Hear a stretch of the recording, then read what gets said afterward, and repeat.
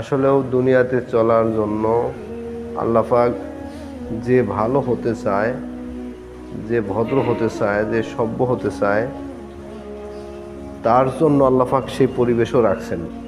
সে ইচ্ছা করলে ভালো কাজ করতে পারে, ইচ্ছা করলে ভালো ব্যবহার করতে পারে, ইচ্ছা করলে হালালে রিজিক তালাশ করতে পারে, ইচ্ছা করলে সে হারাম থেকে বেঁচে একদম খাঁটি আল্লাহওয়ালা হতে পারে। আবার দুনিয়ার পরিবেশের ভিতরে এমনও পরিবেশ আছে যে ইচ্ছা করলে সে অন্যায় কাজের মধ্যে লিপ্ত হতে পারে। তো এখন দুনিয়া থেকেই আমাকে রাস্তা ক্লিয়ার করতে হবে, আমি জান্নাতের পথের প্রতীক না জাহান্নামের পথের প্রতীক। যদি জান্নাতের পথের প্রতীক হই, তাহলে প্রতিটা পদে পদে পদে পদে জান্নাতের কাজ করতে হবে, আল্লাহ সন্তুষ্টি অর্জনের ফিকির করতে হবে, নবীর সুন্নতি অর্জনের ফিকির করতে হবে। আর যদি আমি মন চাহি জিন্দিগিতে চলি, হারাম কাজে যদি লিপ্ত হই, তাহলে আমার কাজ কি? কাজকর্মে বোঝা গেল আমি জাহান্নামের দিকে আগাচ্ছি। আল্লাহ আমাদের হেফাজত করেন, আল্লাহ মাফ করে দেন। পবিত্র কালামুল্লাহ শুনে আল্লাহ পাক বলেন, ইন্নাল আবরার আলাফি নাঈম।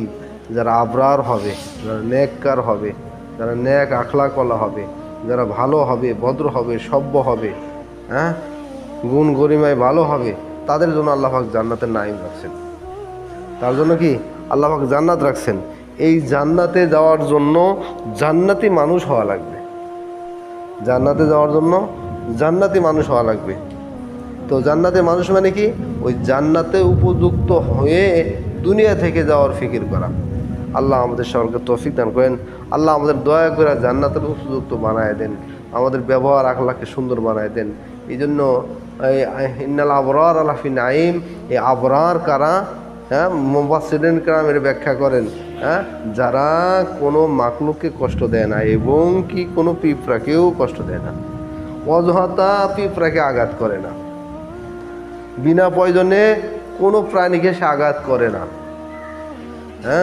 এই জন্য বিশেষ করে আমাকে বুঝতে হবে যে আমি আসলেও আমার ব্যবহারে সমস্ত মাকলুক, সমস্ত মানুষ খুশি তো, আমার পিতামাতা খুশি তো, আমার আত্মীয় স্বজন খুশি তো, আমার ছেলে সন্তান খুশি তো, আমার প্রতিবেশী খুশি তো। যে বোঝা গেল যে আমার ব্যবহারে সমস্ত মানুষ যদি খুশি হয়, সমস্ত মানুষ যদি আমার প্রতি খুশি থাকে, তাহলে বোঝা গেল আমি ভালো রাস্তায় আছি, আমি কি সঠিক রাস্তায় আছি।